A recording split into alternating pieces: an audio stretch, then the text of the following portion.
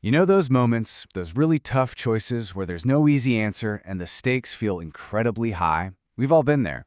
Well, what if you had a set of tools to help you think through them? In this explainer, we're going to open up that exact toolkit and give you a practical guide for navigating life's most difficult moral decisions. Okay, let's just dive right in. Forget theory for a minute. I want to put you in the middle of a classic ethical problem, a real-world dilemma, where a life is literally hanging in the balance. So here's the situation. It's called the Heinz dilemma. A man named Heinz has a wife who is dying. There's one drug that can save her, but the pharmacist who discovered it is charging a fortune, way more than Heinz can afford. He tries to negotiate, but the pharmacist won't budge. So, what does he do? Does he break the law and steal the drug to save the person he loves? Just take a second and really think about it. What would you do? To even start answering that, we've got to get clear on what we're actually talking about. What is ethics, really? It's not just about your gut feeling, because let's be honest, feelings can lead us all over the place. And it's definitely not just about what's legal. In fact, sometimes the law and ethics are two very, very different things. This quote from Supreme Court Justice Potter Stewart just nails it. You might have the legal right to do something, like, say, charge an insane price for a life-saving drug, but is it the right thing to do? That little gap between what you can do and what you should do, well, that's where ethics lives.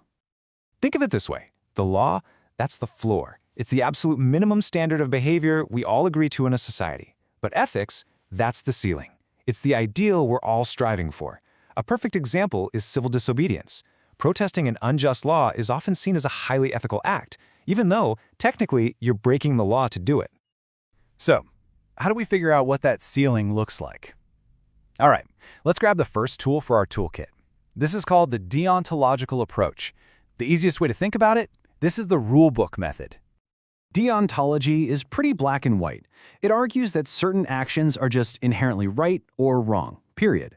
It's all about your duty to follow universal moral rules. Stealing is wrong. Lying is wrong. It doesn't matter what the outcome might be.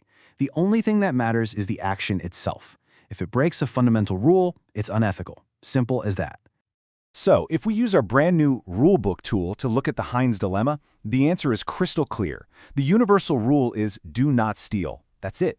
From this perspective, Heinz should not steal the drug. The act of stealing is just plain wrong, no matter how tragic the consequences might be for his wife. It's a tough line for sure, but it is a clear one. Okay, but what if that feels a little too rigid? Let's grab our second tool and see how it builds a completely different picture.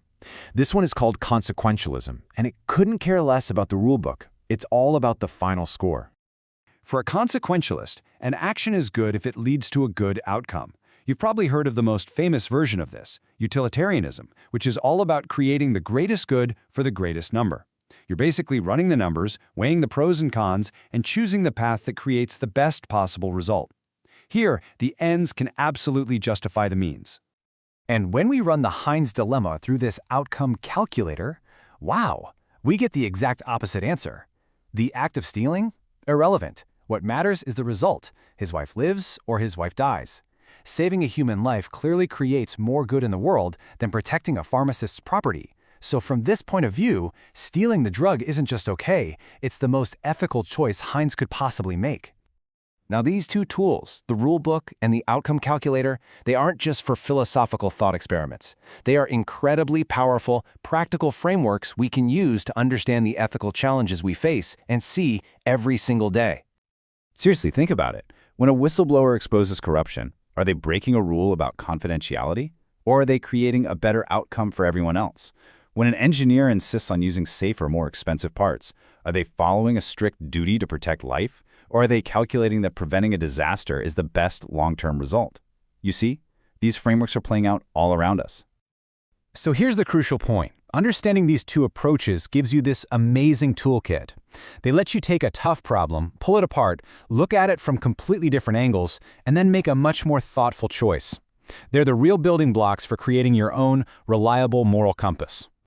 So the next time you're facing one of those tough calls, ask yourself, am I using the rule book here, believing some things are always right or wrong? Or am I pulling out the outcome calculator, trying to figure out what will create the best result? Knowing which tool you instinctively reach for, well, it tells you an awful lot about your own moral code.